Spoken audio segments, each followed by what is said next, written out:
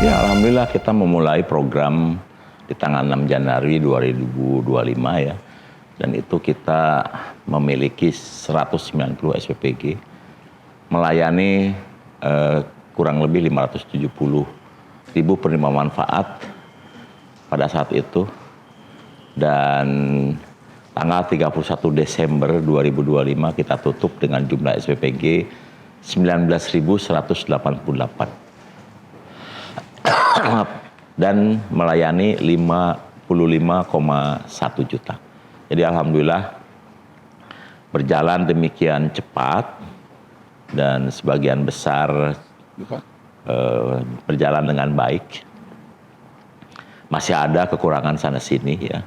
Tapi alhamdulillah untuk kejadian pun pada bulan Desember hanya menyisakan 12. Jadi masih menyisakan 12 kejadian.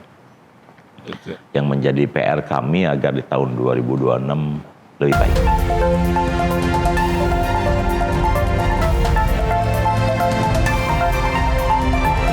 Ya, tahun 2026 kita akan mengejar target untuk mengejar hak anak Indonesia untuk memperoleh gizi dengan menu seimbang dengan jumlah 82,9 juta. Dan kita asumsikan itu bisa kita capai di paruh pertama tahun 2026. Mudah-mudahan Mei sudah tercapai. Dan hari ini kita sudah meluncing untuk memulai program di tahun 2026 di 19.188 SPPG di 38 provinsi. Dan uang hari ini yang beredar di masyarakat di seluruh SPPG itu kurang lebih 855 miliar hari ini, untuk 70%-nya untuk membeli bahan baku. Dan bahan bakunya 95% lebih adalah produk pertanian. Jadi kalau para petani, peternak, nelayan itu sekarang mulai tersenyum, saya kira karena produk-produknya dibeli dengan sangat masif oleh seluruh SPPG yang ada di Indonesia.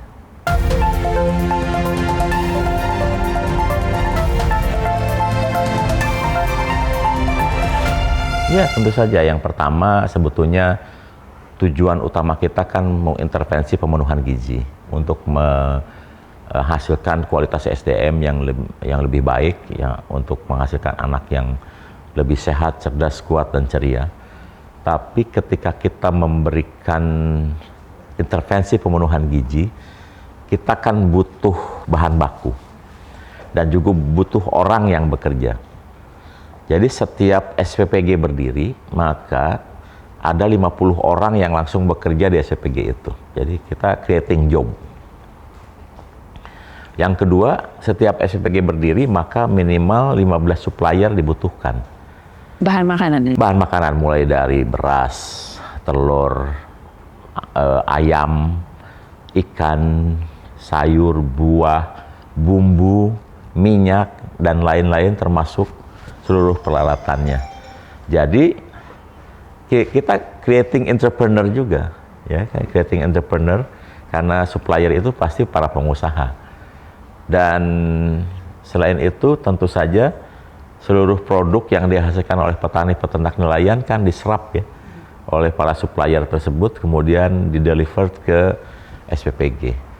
Dan Mbak Orta harus mendapatkan informasi bahwa satu SPPG satu bulan itu butuh 5 ton beras. Satu bulan. 5 ton beras itu kan ekuivalen dengan 10 ton gabah kering giling.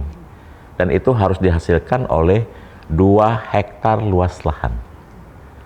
Jadi satu SPG satu bulan idealnya punya 2 hektar luas panen padi. Setahun kan artinya 24 hektar luas panen padi. Kalau padi ditanam sekali setahun ya 24 hektar. Tapi kalau panennya 2 kali setahun ya 12 hektar. Sekali ngasih makan pisang, itu kan 3.000 pisang. Nah 3.000 pisang itu tersusun dalam sisir dulu. Sisir dulu. Itu kalau masing-masing sisirnya 20 berarti kan 150 sisir. Ya kan? Jadi kalau ada yang jualan pisang di pinggir jalan 150 sisir, menunggu pembeli itu lama. Tapi kalau ada SPPG 150 sisir langsung diambil tuh. Untuk sekali ngasih makan pisang. Nah, 150 sisir itu kan artinya tersusun dalam tandan. Itu kalau masing-masing tandan 10, itu artinya kan 15 tandan. Satu pohon, satu tandan. Jadi 15 pohon harus ada kalau kita mau ngasih makan pisang, sekali ngasih makan pisang. Jadi kalau 2 kali kan butuh 30 pohon pisang. Sebulan 120 pohon pisang kan.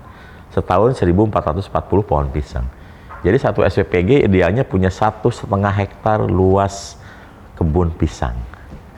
Jadi ini peluang bagi para petani untuk punya kebun pisang karena pasti akan dibeli oleh SPPG.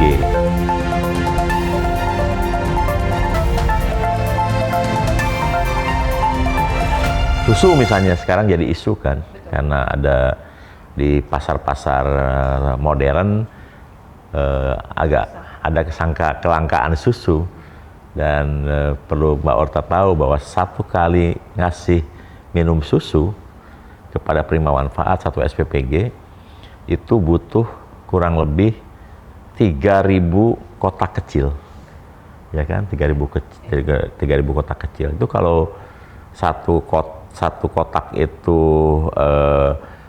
tersusun dalam dus gitu, 24 dus itu artinya kan kurang lebih sekitar 125 dus akan dibeli oleh 1 SPPG. Itu baru 1 SPPG? Baru 1 SPPG. Ada 19. Ada 19.188 SPPG. Jadi kalau sementara ada isu seperti itu, mungkin karena SPPG sedang ingin memberi susu. Tapi saya tidak mewajibkan seluruh SPPG memberi minum susu ya. Susu itu baik diberikan di daerah-daerah di mana sapi perahnya sudah ada. Nah, bagi daerah-daerah yang sapi perahnya belum ada, lebih baik diganti dengan sumber protein lain dan makanan yang mengandung kalsium supaya tekanan terhadap susunya menurun ya. Dan kita sedang mendorong agar tidak ada impor susu tapi impor sapi perahnya supaya kita bisa berkelanjutan menghasilkan susu yang diproduksi dalam negeri. Demikian juga kalau kita ngasih makan telur gitu Pak. Telur, kan 1 kali ngasih makan telur 1 SPPG kan butuh 3.000 telur. Iya. 3.000 telur itu harus ada berapa ayam? Mbak Orta tahu nggak? Aduh nggak tahu. 1 ayam itu meletakkan 0,8 telur per hari. Jadi kalau ingin dapatkan 3.000 telur artinya harus ada 3.000 kali 100 bagi 80. Itu harus ada 3.700 ayam atau kita bulatkan 4.000 ayam yang harus ada di sekitar SPPG supaya telurnya ada 3.000 gitu. Dan kalau kita melihara ayam, kita kan butuh pakan. Pakannya kan 50% jagung. Berapa jagung yang harus ada untuk memberi makan ayam itu? Kita udah hitung, itu harus ada 1,5 hektar luas panen jagung per bulan untuk 1 SPPG. Jadi ini potensi yang bagus, peluang yang bagus untuk para petani, peternak, nelayan, para pemuda untuk meningkatkan produktivitas wilayah. Karena BGN akhirnya dengan program ini berperan dua. Satu, meng-create demand atau menciptakan demand baru, atau juga new emerging market, menumbuhkan market baru, sekaligus menjamin pembelian.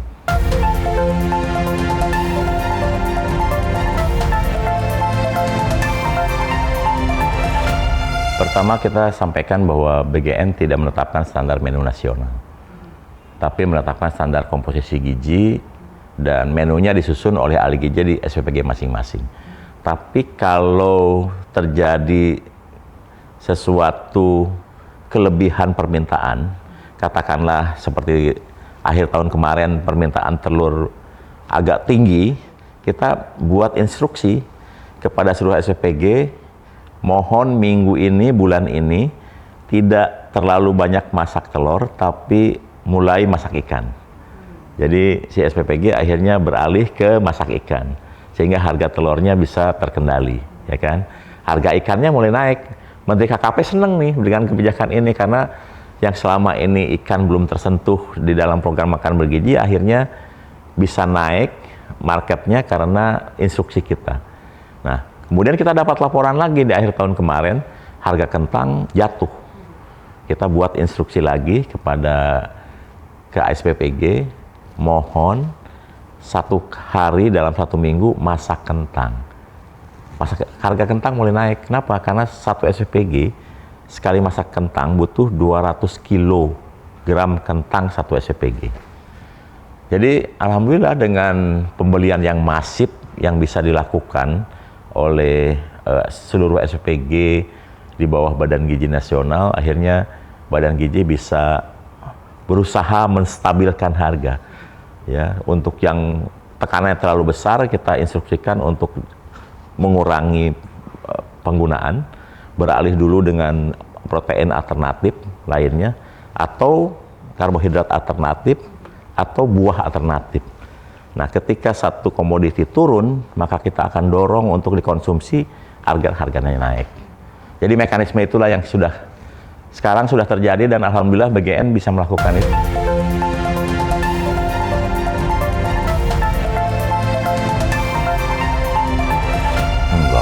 Kita cukup instruksikan saja. Kita biasanya minta kepada SPPG tolong berikan informasi ke kita di daerah itu apa produk yang sementara ini sedang mendapat tekanan besar karena permintaan tinggi, atau produk mana yang sedang kurang diminati, untuk kita berikan instruksi agar yang lebih dikurangi, yang kurang dimanfaatkan.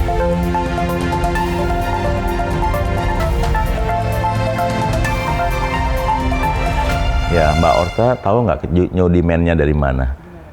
Jadi yang kita intervensi jumlahnya sama. Anak Indonesia kan tidak berubah.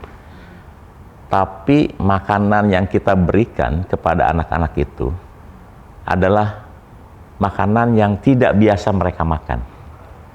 Banyak anak mungkin tidak makan telur 2 kali seminggu. Sekarang kita minta telur 2 kali seminggu.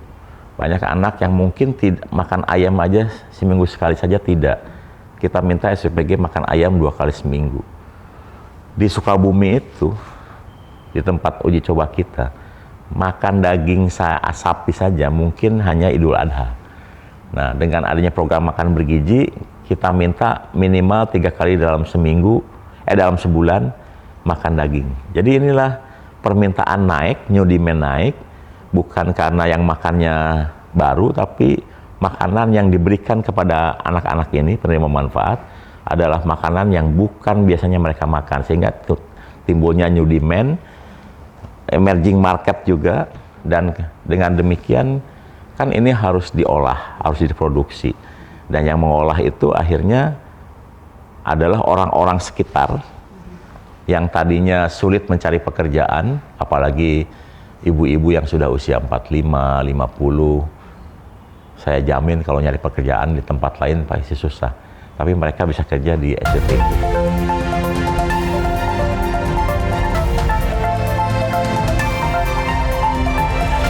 Ya, mereka meskipun relawan ya, itu bisa mendapatkan pendapatan minimal 2,4 juta per bulan. Ya, dan untuk beberapa daerah dengan UMR yang sama, pilihan lebih senang bekerja di SPPG. Gubernur Nusa Tenggara Barat sudah mulai ngeluh, wah ini program MBG membuat orang kaya agak susah. Bilang, kenapa Pak Gubernur? Sekarang susah mencari pembantu rumah tangga. Ya, karena orang-orang kampung, orang-orang di desa lebih senang bekerja di SPPG karena jam kerjanya 8 jam. Tidak jauh dari rumah. Menjadi pembantu rumah tangga, bekerjanya 24 jam. Jauh dari rumah, dan gajinya saya kira tidak sebagus di SPPG. Nah, ini cerita menarik juga di Lumajang nih. Ya kan? Di Lumajang itu ada satu desa yang belum ada SPPG. Masyarakatnya kumpul nih, 60 orang. Kemudian berembuk dan sepakat iuran, ada yang jual sapi, ada yang pinjam kur, ada yang membuka tabungan, ada yang jual motor untuk membangun SPPG di desa itu. Karena mereka tahu kalau satu SPPG berdiri maka 50 orang akan bekerja di SPPG tersebut. 15 supplier akan dibutuhkan untuk masuk SPPG tersebut. Petani, peternak, nelayan yang memproduksi di sekitar itu akan dibeli. Jadi sekarang masyarakat sudah paham nih konsep yang kita kembangkan, bahkan sekarang itu gairah muncul dari masyarakat. Ada juga yang ketika SPPG akan berdiri, nggak bisa berdiri karena di belakangnya ada kandang kambing. Nah kemudian masyarakat memutuskan dan sepakat iuran kandang kambing yang harus pindah, bukan SPPG yang harus pindah. Kenapa ada begitu? Karena UMR di Lumajang sana kan 2,4. Kalau dia kerja di pabrik, jauh kan. Harus pakai motor, ada transportasi. Makan siang sendiri. Sementara di SPPG dekat rumah, makan siang, makan pagi bisa di SPPG, dan tidak ada transportasi. Jadi mereka sekarang, masyarakat sudah paham kehadiran SPPG tidak hanya untuk intervensi pemenuhan gizi, agar stunting hilang, pertumbuhan anak optimal, tapi juga bisa membuka peluang bekerja, berusaha, dan memproduksi di daerah masing-masing.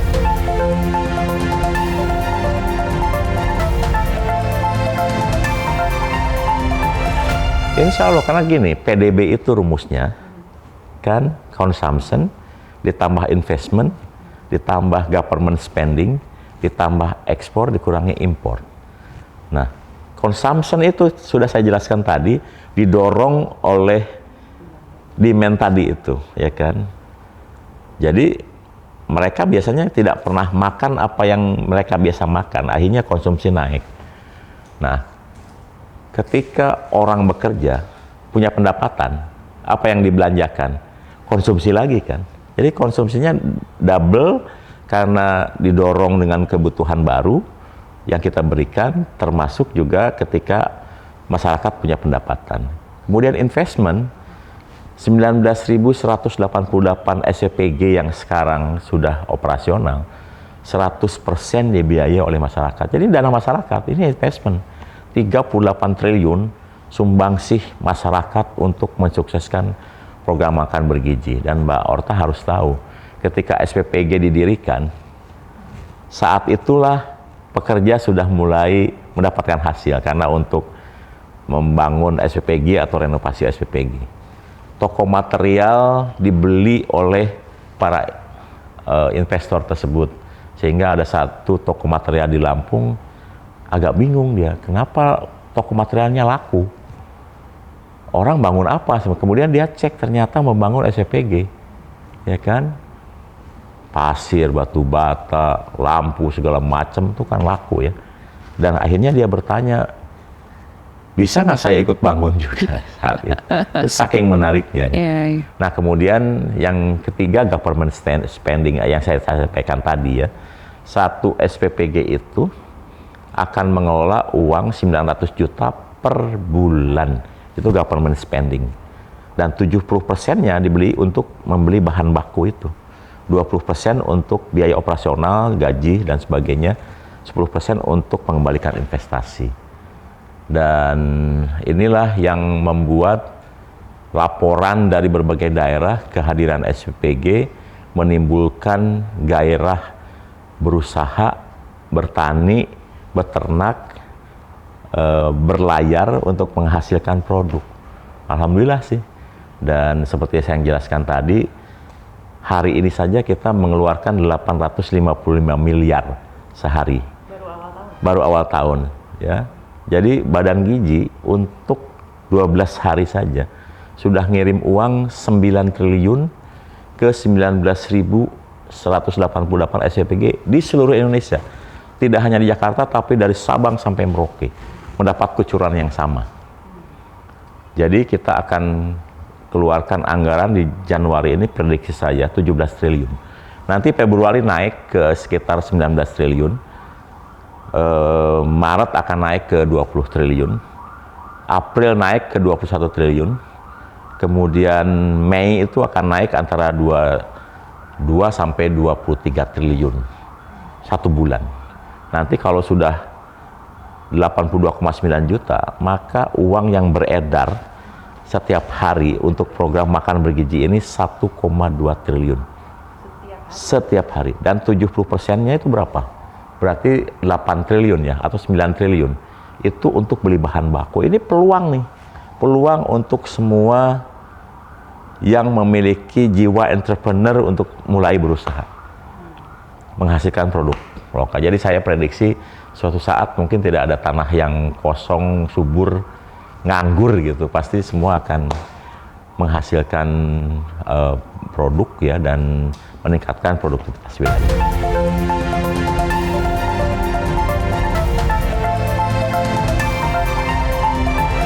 Ya, 2026 ini kita akan menambah fokus kita. Di 2025 kan kita fokus intervensi. Nah, di 2026 kita akan lengkapi intervensi sambil dilengkapi dengan edukasi. Jadi ketika anak yang tadinya nggak biasa makan dengan gizi seimbang, kemudian kita intervensi dengan gizi seimbang, harus kita ikuti dengan edukasi. Nah, edukasinya adalah memilih makanan sehat. Itu dari segi target penerima manfaat. Kemudian dari segi kualitas layanan dan tata kelola BGN, tantangan kita adalah bagaimana menghilangkan berbagai kejadian, menyeragamkan kualitas layanan, meningkatkan layanan dengan melakukan pemetaan untuk kualitas SPPG. Jadi kita akan lakukan sertifikasi dan akreditasi SPPG.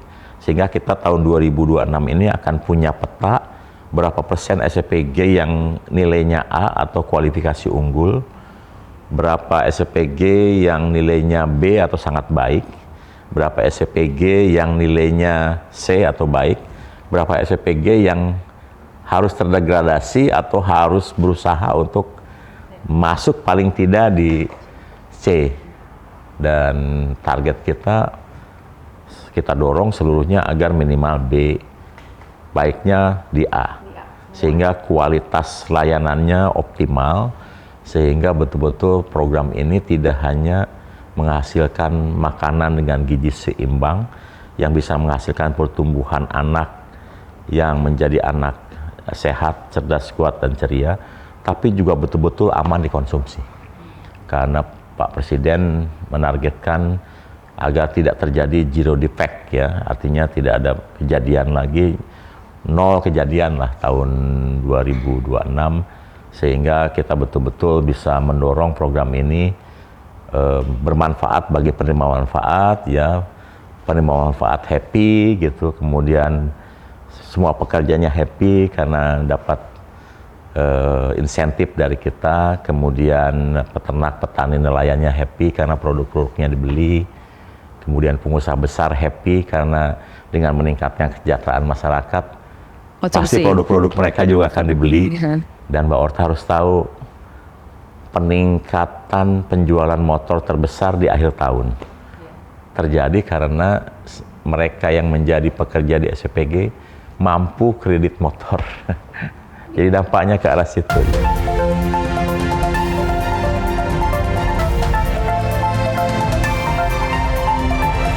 Ada, dan tentu saja seluruh orang yang berkecimpung di food and beverage juga terselamatkan dengan adanya program ini. Saya kenal satu orang yang tahun awal 2025 punya 3 restoran, dua restoran udah hampir bangkrut. Sekarang dia bahagia dengan program makan bergizi dan sudah punya 9 SPPG yang dengan kualitas baik membantu program Badan Gizi Nasional. Dan tentu saja saya mengucapkan terima kasih atas kerja keras semua pihak ya, terutama KSPPG, ahli gizi, akuntan, para relawan, dan tentu saja para mitra yang menjadi pejuang merah putih untuk program MBG ini, sehingga menjadi kebanggaan Presiden dan masyarakat Indonesia.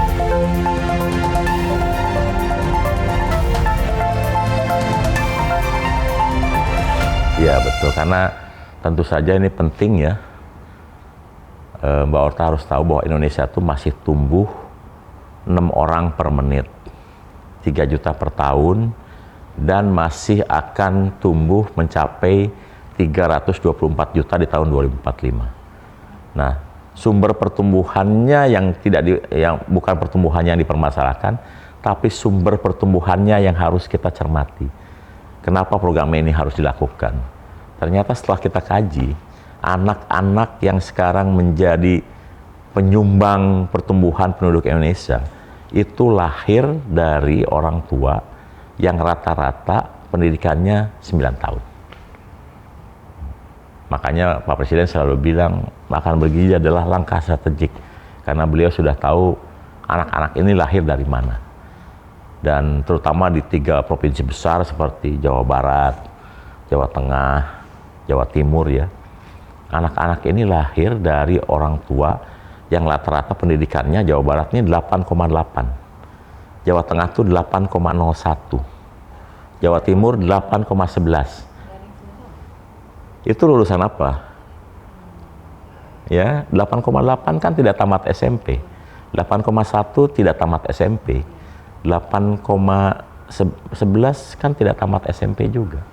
Tapi mereka rata-rata punya anak dengan anggota rumah tangga berbasis statistik itu 4,78.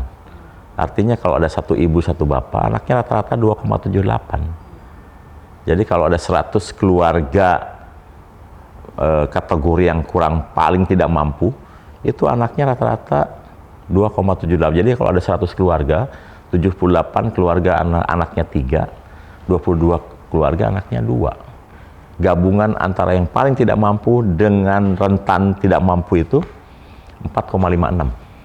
Jadi kalau ada 100 keluarga gabungan dari kelompok ini, 56 keluarga anaknya 3, 44 keluarga anaknya 2. Ini pasti tumbuh. Berbeda dengan golongan atas. Golongan atas tuh anggota rumah tangganya 2,84. Ya, 1 ibu 1 bapak, anaknya rata-rata 0,84.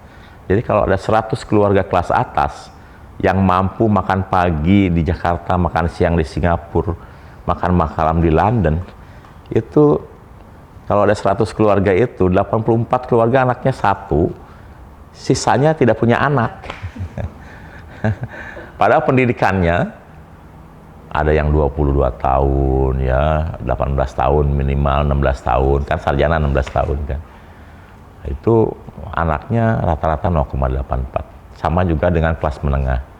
Itu anggota rumah tangganya 3,21. Jadi kalau ada 100 keluarga kelas menengah, 21 keluarga anaknya 2, 79 keluarga anaknya 1. Penduduk pasti turun. Kelas atas turun, kelas menengah turun, sama seperti penduduk di negara maju. Contoh Korea dan Jepang. Karena tidak ada imigran, ini kan murni nih. Penduduk Korea udah turun 40 juta tahun lalu. 40 ribu, 40 ribu.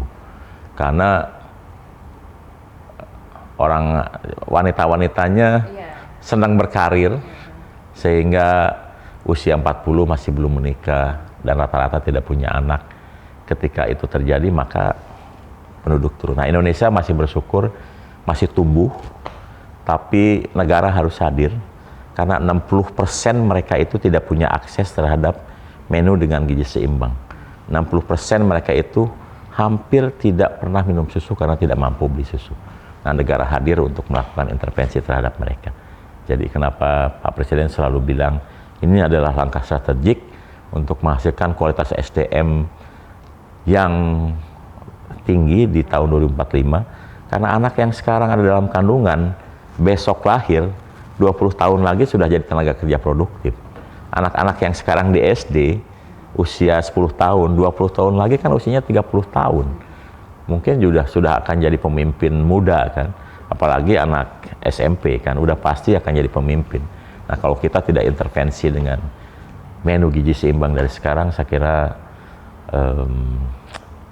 kita akan khawatir dengan kualitas SDM di masa depan. Makanya program ini harus jalan agar kita tenang dan kita bisa menghasilkan SDM yang berkualitas sehingga kita bisa bersaing di tahun 2045 dengan negara lain.